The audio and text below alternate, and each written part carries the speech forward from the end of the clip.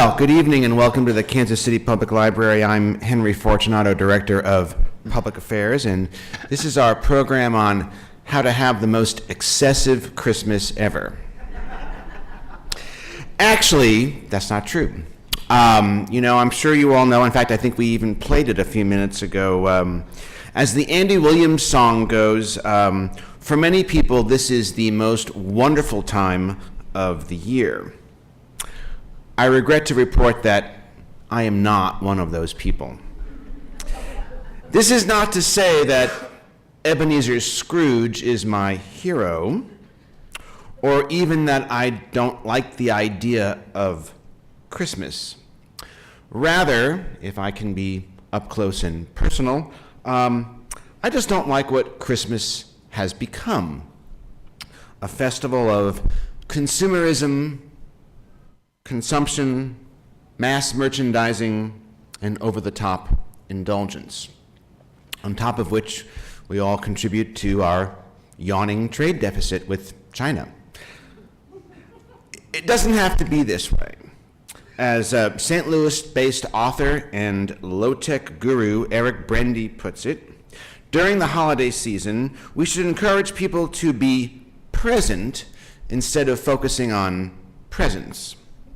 Gifts aren't bad, he adds, but they should enhance our experience in the real world rather than serve as an escape from it. Eric doesn't just talk the talk, he also walks the walk. He's an MIT graduate, but he decided to go off the grid a decade ago, right after he got married, and he and his newlywed wife, Mary, they decided to spend a year and change actually, in an unnamed rural farming community somewhere in the heartland that was so relentlessly non-technological that even the Amish think it's a bit behind the times. They had no electricity, no refrigeration, no running water, no telephones, no internet, and hardly any shaving either, which really appealed to me. Eric came to call his fellow agrarians the Mennonites because they did so much without the technology that the rest of us take for granted. Yet they seemed to live fuller, richer, less stressful, and more satisfying lives. He then wrote about these experiences in a book titled Better Off: Flipping the Switch on Technology, which was first published by HarperCollins in 2004 and has remained in print since then. It's now in its 21st printing. Although Eric and his family no longer live with the Mennonites, they continue to lead a life that is largely independent of the technology that the rest of us are more or less enthralled to. He doesn't own a car or answer his cell phone. I don't do either of those things either, but he's a far better man than I am because the Brende family has no TVs in their home, and for internet, they have to go to their local public library. Eric, I should add, makes his living by peddling a rickshaw and making soap. Tonight, Eric, who among many other accomplishments is a serious classical pianist, offers us another way to look at the holiday season. Tonight, he presents an original production called The 12 Days of Christmas Revisited, which he has prepared especially for us. He's rewritten the words of that holiday favorite in the hopes that this new version will guide us to a greener, cleaner, more frugal, and a seriously local sensibility. Following his presentation, Eric's book, Better Off, as well as packets of his soap, will be available for sale. Eric will sign copies of his book, but he draws the line at giving you a bath. Ladies and gentlemen, please welcome Eric Brende.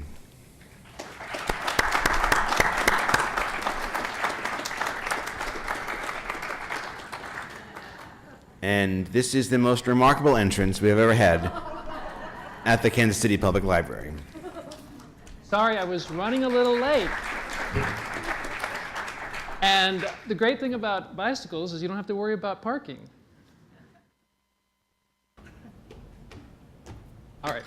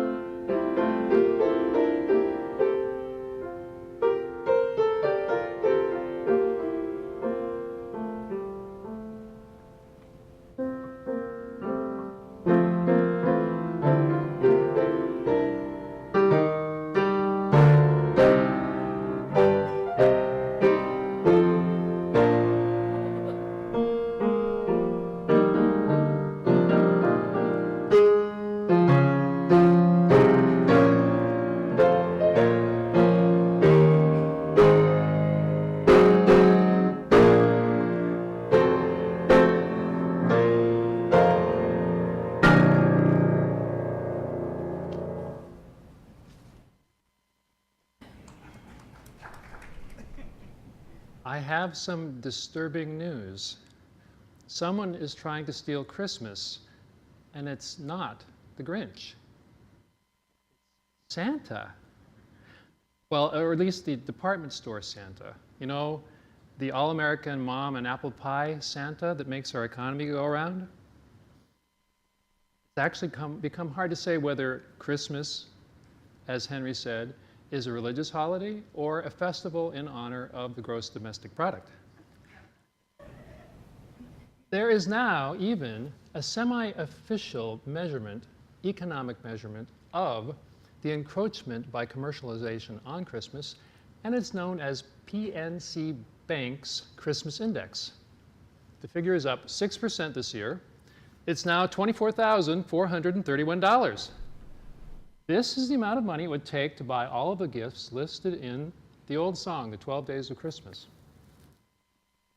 It's supposed to be somewhat tongue-in-cheek, but that figure is not too far off from what we actually do spend at Christmas, given that it's about 25% of total consumer spending.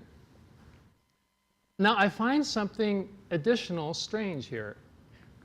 It's one thing that we spend 25% of our money at Christmas now, but did anyone really spend that much 230 years ago when the song first came out, at least into English? And while we're at it, I have another question that nagged at me.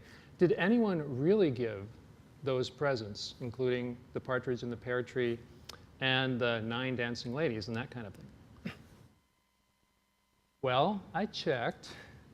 It turns out that the reason the gift list is so long and the gifts are so wild and fanciful is that the song comes from an old tradition of musical memory games that were played during the Christmas season. And here's how it would go. The leader of the game, sorry, water.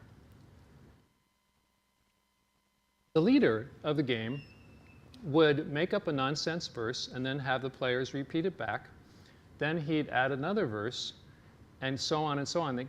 They would keep building and testing their memories, and every time they made a mistake, they'd have to give somebody a present or give somebody a kiss.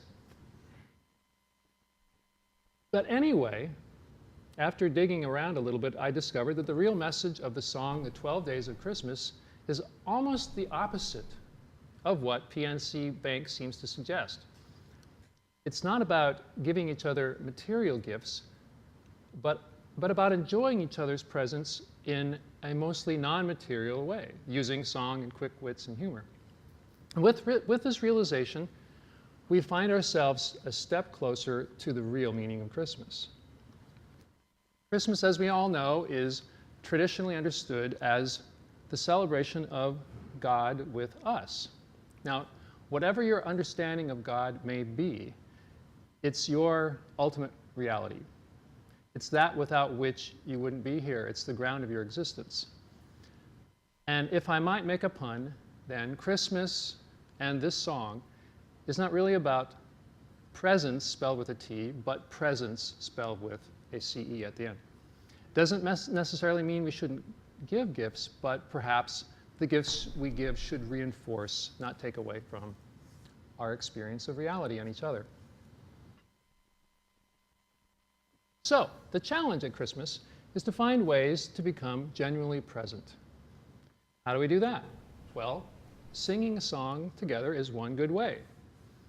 If you look closely at the gifts listed in the 12 Days of Christmas, even though they seem random and nonsensical, there is one really clear pattern. They're all musical, or they have something to do with music or imply music. Half of them are birds, and they're the most naturally musical creatures on earth. We have the partridge, who makes the bob white sound. We have the 2 turtle doves.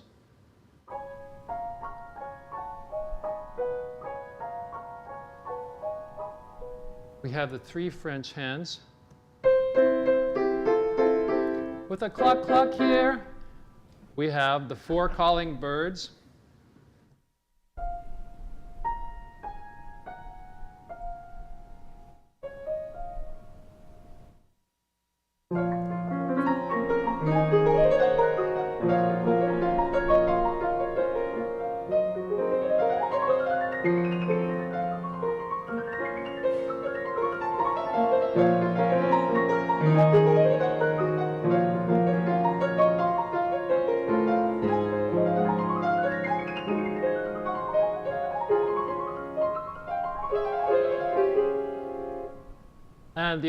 only gift that doesn't fit the pattern are the 5 golden rings. We get the 6 geese. We get the 7 swans. We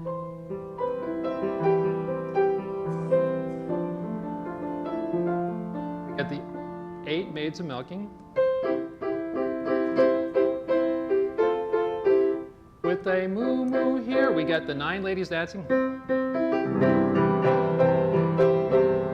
We get the 10 lords a leaping. We get the 11 pipers piping.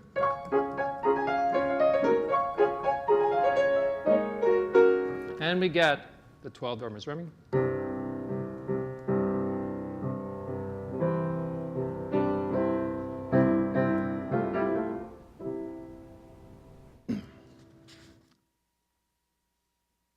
So, but just what is the special quality of music that brings us into a deeper sense of presence?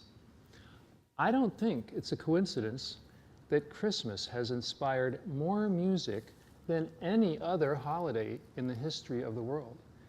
And you notice that when we talk about being present, we use phrases like tuning in, getting on the same wavelength, or maybe resonating. These are all musical terms. So what's going on here? The first music theory paper ever written for the journal Science, which is the most prestigious peer-reviewed scientific publication in America, probed this very question. Why are certain musical sounds pleasing to us, like the harmonies in Bach, whereas others aren't, like the awful dull roar from all of our machines?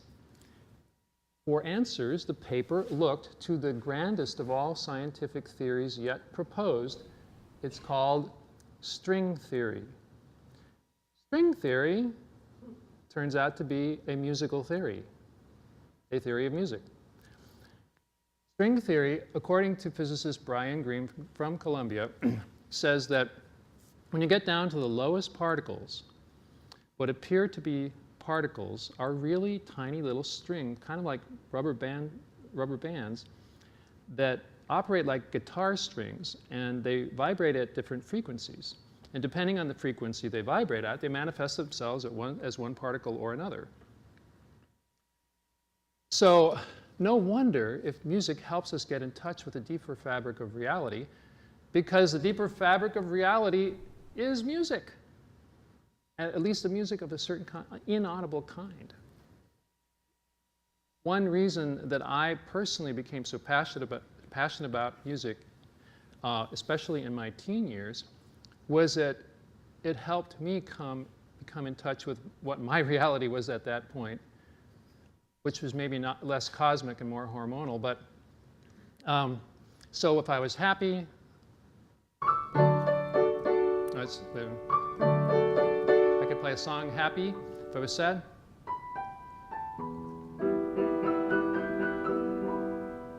if I wanted to mellow out,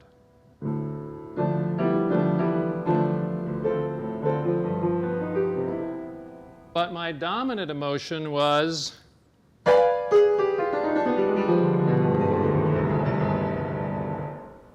anger. All right. Well, I was asked, of course, to speak here tonight mostly because of the time that I spent with the group I called the Mennonites. The strange thing about the Mennonites in relation to this subject is that they don't even celebrate or recognize Christmas as a special day. And that's because if you talk to any one of them, they'll say, Christmas should be every day. Why single out one day? Henry gave a little synopsis of what our lives were like there. And I have to add one more thing, which is the amazing conclusion that I come to in my book, which kind of even stunned me, was that with all of their lack of technology, with so little technology and all of our technology, the Mennonites actually had more leisure time than we do. This is a big mystery, and why is that? Well, the answer that I've come to is that because they are fully present in the moment all the time, or much more so than we are, They get more of real life in each moment, so they don't have to run around scrounging for things that they feel that they're missing out on. They're getting a megadose 24/7. Our most common defense of technology, people will say that it's just a means, it's just a medium. Technology is not the problem, it's how we use it. That's such a common defense. But I would say that that defense actually concedes the point, because if you say that technology is only a medium, the word medium comes from the Latin root media, which means middle. So technology mediates, it's an intermediary, but that means it gets in the middle, it gets between us and reality. A certain amount of that is necessary, of course. We need clothing and shelter to get between us and the harsh reality of weather sometimes. But the more layers we add, the more removed from reality we become. And so the more deprived we feel, and our symptoms appear in all kinds of ways, one of which is this desperate running around that everybody does. I kind of liken us to deer, restless deer rooting for grub in the winter when the food supply is low. There's so little of real reality that we can get in contact with because of all the layers of technology. But for the Mennonites, it's kind of the opposite. They get their reality in concentrated doses. If you go to a barn raising, which I attended more than once, you get layers and layers of ways to come in contact with reality. You get people hammering their hammers. So let's illustrate one person. Now here's another guy over here. And then everybody starts hammering, and then before you know it, strands of conversation start to interweave.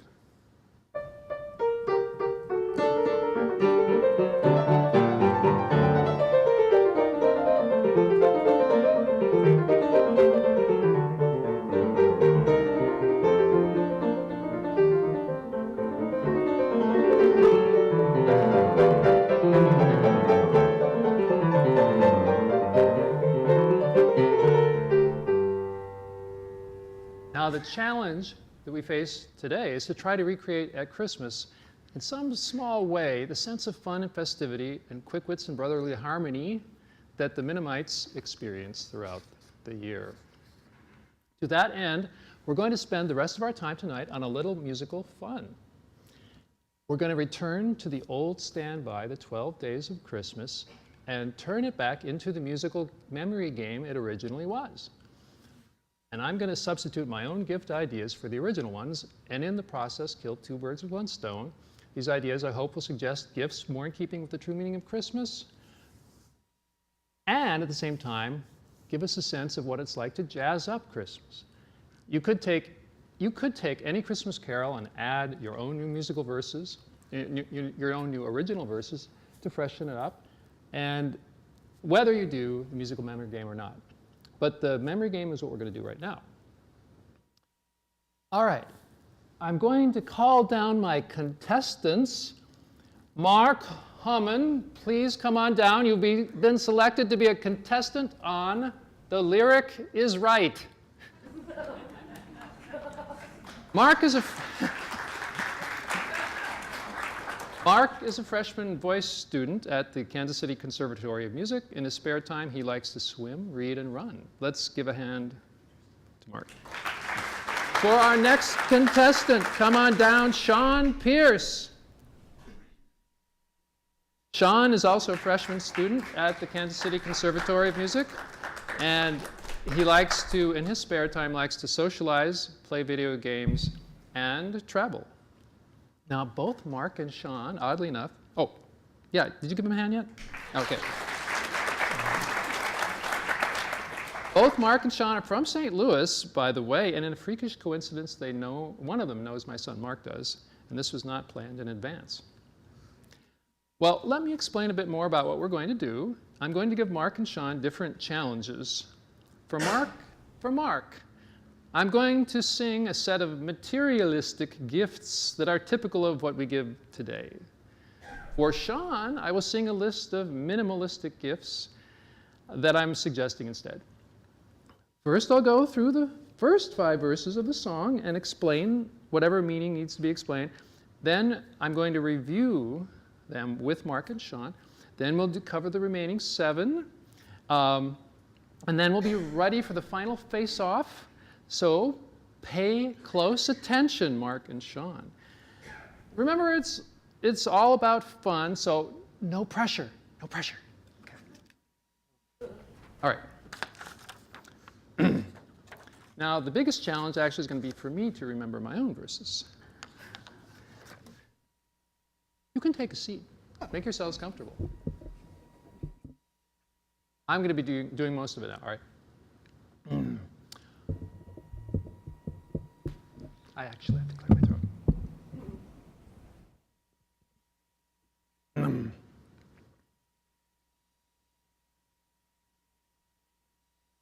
On the first day of Christmas, my true love gave to me a parcel of the latest gadgetry.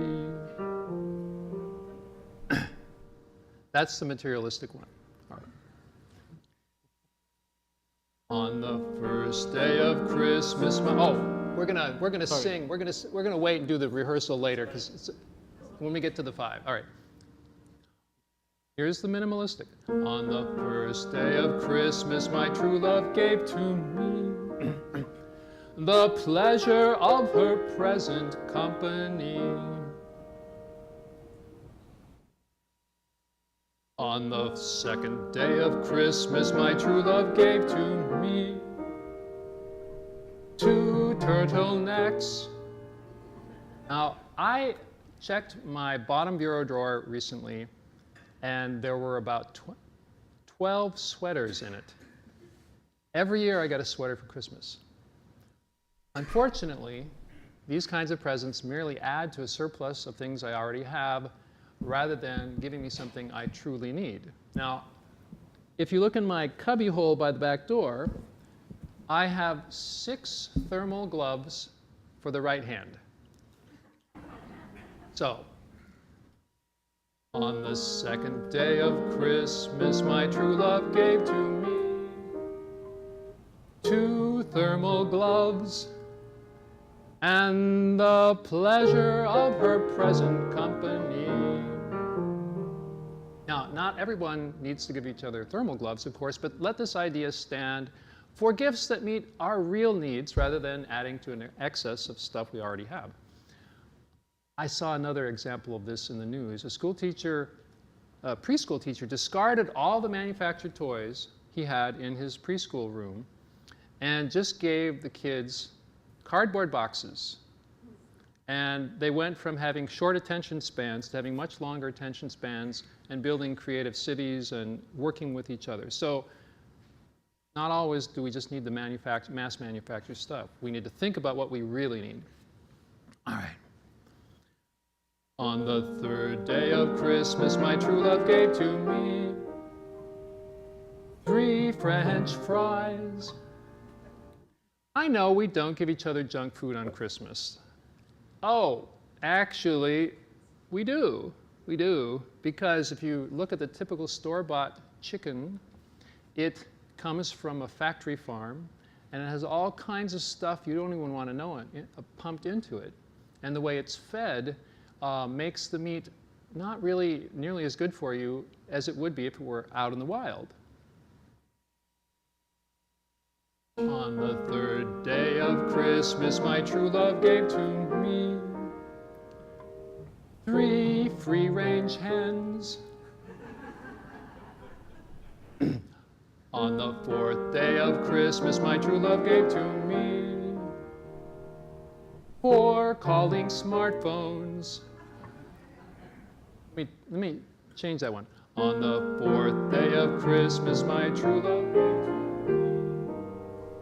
4 calls in person. The word call originally did mean dropping in on somebody in person. On the 5th day of Christmas, my true love gave to me 5 Goldman Sachs shares. Okay, all right, granted, nobody ever gave somebody Goldman Sachs shares for Christmas, Actually, when you buy a typical name brand product off the shelf, you are buying into the practices that go into it. And Goldman Sachs is at the top of our economic pyramid and sets this kind of the tone and the structure for the rest of the economy. And everybody else has to follow their miserly practices or get swallowed up by Goldman Sachs. Because their notion of economic progress and doing the right thing is searching out companies that have more employees than they need, firing 2/3 of them and making the remaining employees do 3 times more work. So when you buy that kind of product, you're actually partnering with Scrooge. So my guideline in buying Christmas presents is to buy from companies that you would personally feel comfortable working for, or a loved one of yours working for. And I would venture that in all probability, that sort of company would be a small, maybe locally owned business. On the 5th day of Christmas, my true love gave to me 5 golden rules. Golden rule, do unto others as you would wish them to do unto you. All right, we are going to review now. Our first round of review, so I'm going to bring in my... we're going to start with Mark and the materialistic verses. This is just review. This isn't for keeps yet. We haven't gotten to the contest. Oh, good. We're just practicing now. All right, this is a practice. On the 5th day of... Oh, I'm going to do it for you. Do you think you can remember them all? Some of them. Some of them. Not Well, why don't you see if you can do it? That would be great. I'll play the accompaniment with you and see how much you can remember. Ready? Okay. All right. On the 5th day of Christmas, my true love gave to me 5 Goldman Sachs shares, 4 brand new smartphones, 3 French fries, 2 turtlenecks, and a parcel of the latest gadgetry. Oh, that's brilliant. All right. All right. Are you ready? Do you want to try the same thing? Try the same thing? We are doing the minimalistic verses. All right. You remember them? But we'd have a review. All right. All right. Let's do a little review. I'll see if I can remember them myself. All right. On the 5th day of Christmas, my true love gave to me 5 golden rules. 4 calls in person, 3 free-range hands, 2 thermal gloves, and the pleasure of her present company. All right, now. All right. Ready? On the 5th day of Christmas, my true love gave to me 5 golden rules. 4 calls in person, 3 free-range hens, 2 thermal gloves, and the pleasure of her present company. Wow! All right. On the 6th day of Christmas, my true love gave to me 6 geese a microwaving. Yes, the microwavable goose dinner has arrived, and you can get it online. All right. On the 6th day of Christmas, my true love gave to me 6 geese a laying. Now, I didn't need to change the words that time. Easy for me. Well, yeah. Because if you hadn't noticed, backyard laying birds have become popular again. And if you want to take the notion of free-range food one step further, this is the step to go. Oftentimes what's advertised, in fact, usually what's advertised as free-range, all it means is there's a little hole in a chicken coop containing 3,000 birds leading to a 10 by 10 foot square of dirt, and that's it, because there's no regulation. So if you want true free-range eggs, which give you a lot more omega-3 fatty acids, and you want to treat your birds humanely, and maybe give your children or yourself an excuse to go outside and be part of the outdoors and commune with the birds, then this is for you. On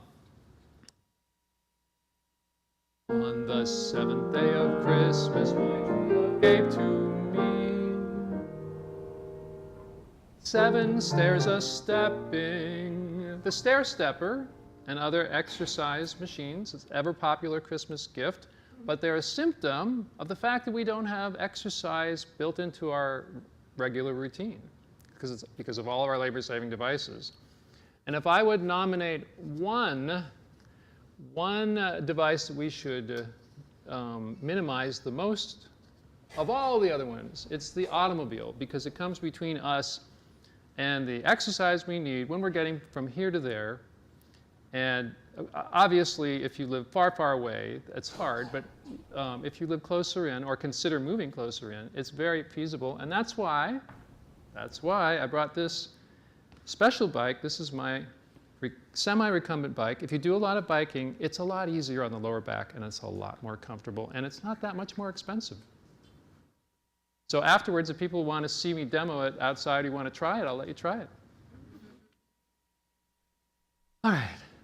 On the 7th day of Christmas, my true love gave to me 7 spokes a-spinning.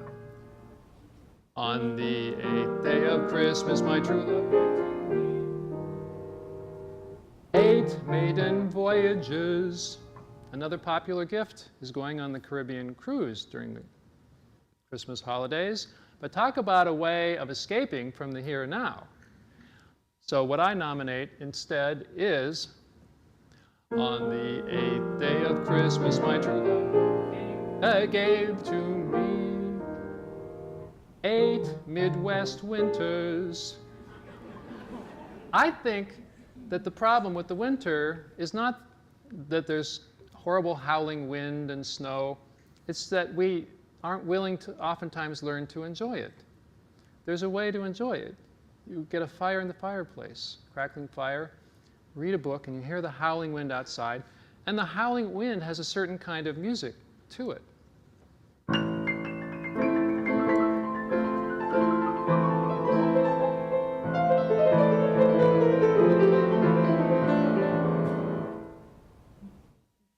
So, on the 9th day of Christmas, my true love gave to me 9 blenders blending.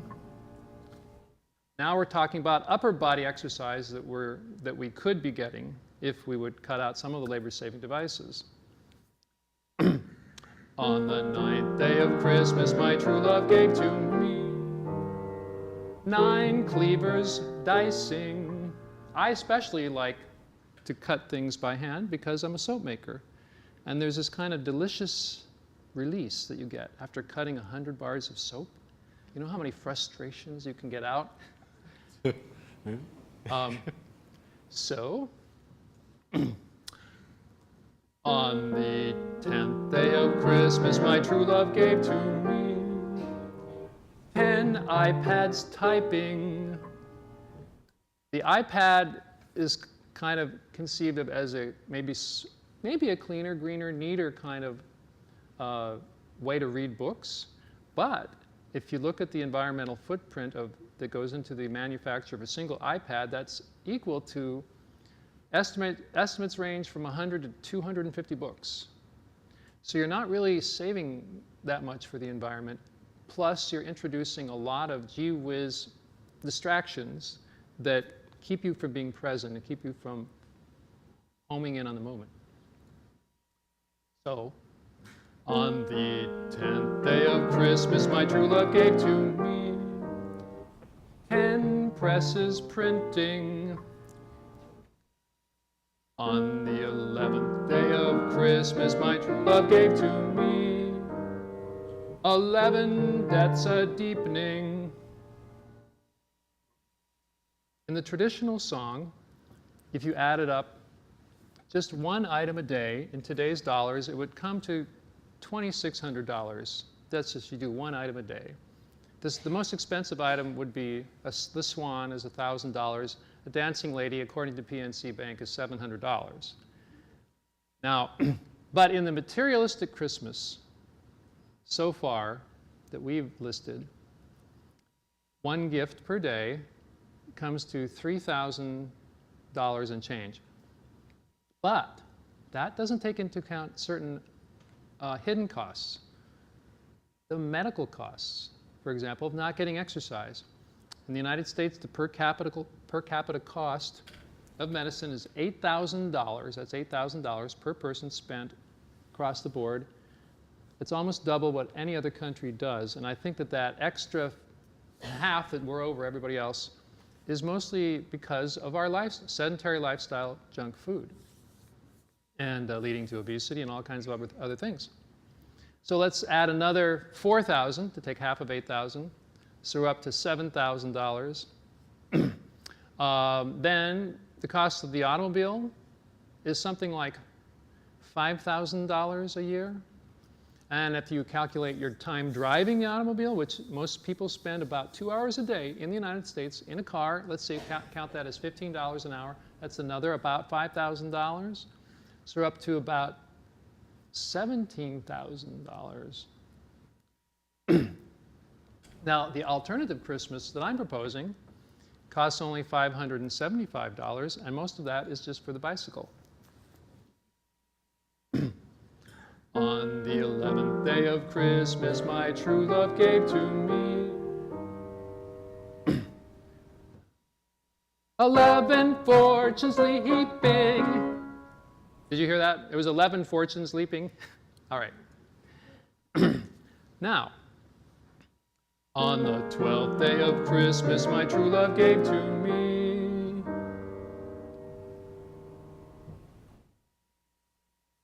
12 ice floes melting. You add up the other environmental costs, of course, you know what that adds up to, global warming. Because of all of the gases spewing out of all of these machines that are combusting all of that energy. And I really honestly was an agnostic about global warming. I wasn't really convinced that all the data were really firmly there in place until I read an op-ed piece in the New York Times by a convert who was a former skeptic about global warming from University of California in Berkeley, Richard Muller. And he's done some clinching statistical tests that, in his mind, make it a virtual fact. So, for my alternative, on the 12th day of Christmas, my true love gave to me 12 snowballs pelting. What better way to celebrate your contribution to global cooling than by throwing snowballs on Christmas Eve? So, we are now going to review if we need to. Do we need to review? Yes. Yes, yes, yes. All right.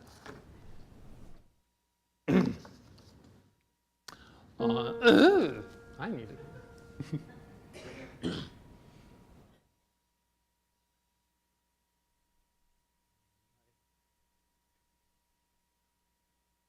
You get oriented here.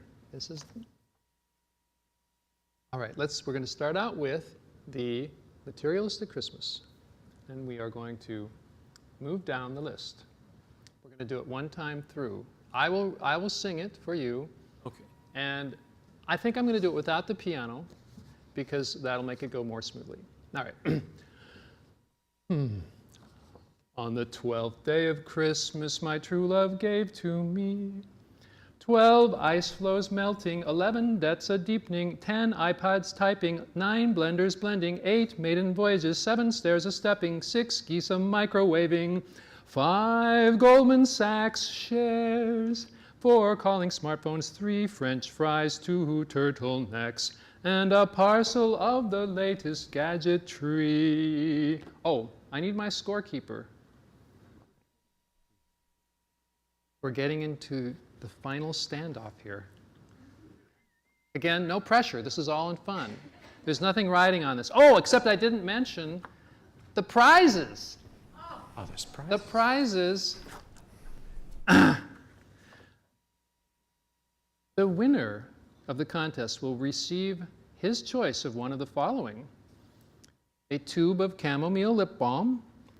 This herbal lip balm comes courtesy of Herman Handmade Soaps and is crafted by hand by yours truly in St. Louis, Missouri. It's Susan Heel's chapped lips like nothing else. For those who still haven't finished their Christmas shopping and may wish to buy from the small producer, chamomile lip balm is available for purchase after the show in the back of the hall. Herman Handmade Soaps is not owned by any conglomerates, but just by me and my wife, and we make it in our own house. Another choice is a bar of our winter soap. This handcrafted soap, also made by yours truly, Susan, helps protect hands from winter dryness and is rich in olive oil and lanolin. Another choice is a bar of cinnamon and spice soap. Enhanced by the cleansing grit of oatmeal, this handcrafted soap makes for a wonderful complement to the holidays. It features real cinnamon, clove, eucalyptus, rosemary, and lemon, all of which have natural antibacterial properties. You also have the choice of an herbal salve. You have a choice of a real book with real paper pages. And you also have the option of a free ride in my rickshaw of up to 1 mile when you come back to St. Louis before, during, and after a Cardinals baseball game, because that's when I'm usually out. All right. Now, one last thing. Our second prize contestant won't go away empty-handed. He will receive 1 free tube of herbal lip balm. Now, the contest will begin. So we are going to do... Wait, could he... You want him to review first and then we'll do... Well, I was going to do you Okay. and then review with him, because otherwise he's going to get mixed up. Okay. Yeah, let's do you first. You will receive 1 point for each verse correctly remembered within the allotted time for the verse, and these points will be tallied by our scorekeeper over at the podium. Now remember that the piano accompaniment will sometimes give clues as to the nature of the gift. And if you falter, the audience may help by shouting out reminders. Finally, gentlemen, each time we begin a new day of Christmas... Oh, wait, no, we're not going to do that part. Just in the interest of time, we're going to do it 1 time through. All right. So, all right. I'm going to keep the tempo a little slow, so follow my tempo. Ready? Yes. 12th day of Christmas my true love gave to me. 12 ice floes melting, 11 deaths a deepening, 10 piping, 9 blenders blending, 8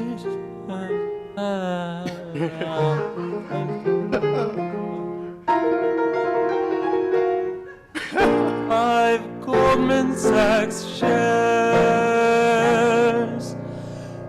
4 iPads typing, 3 French fries, 2 turtlenecks, and a parcel of the latest gadgetry. Got ahead of me. All right. You only missed 1, right? You missed 2? I got lost in the middle. Missed 2. Okay, he's 10. All right, now we will review for you. All right.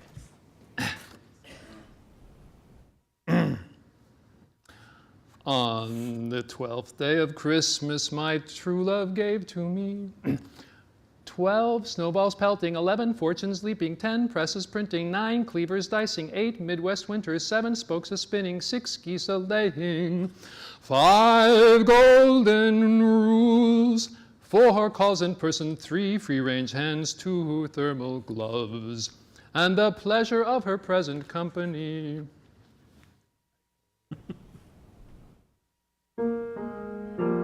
On the 12th. All right.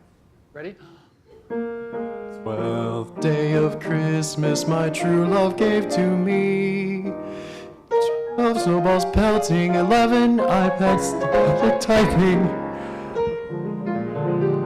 We're at 10 now. Are we at 10? Right. What's that imply? That's a hint. You guys know?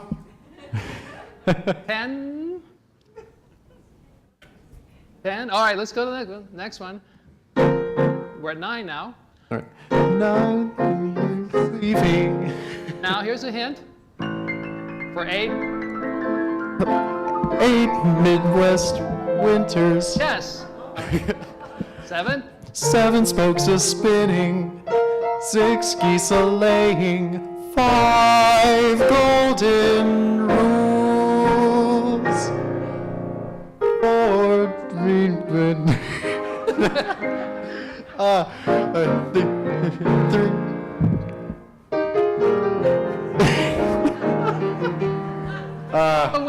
Sean was, or no, Mark was the winner, the materialistics. We have a winner, give him a hand. Oh no, this is terrible.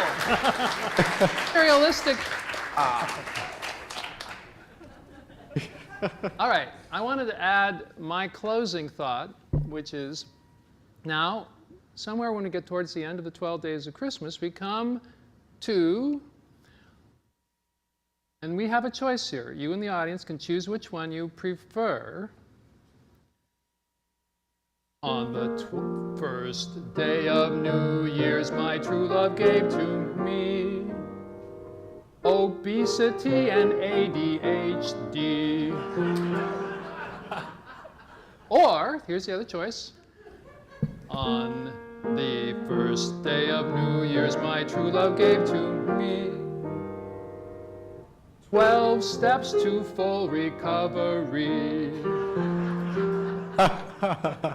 Now, actually, my list is only suggestive and meant to inspire new ideas, but there's a sense in which whatever you decide to give for Christmas will set up a framework for the whole ensuing year. Christmas is not just for Christmas anymore. Christmas, as the Mennonites would attest, is for the whole year. Well, thank you very much for coming tonight.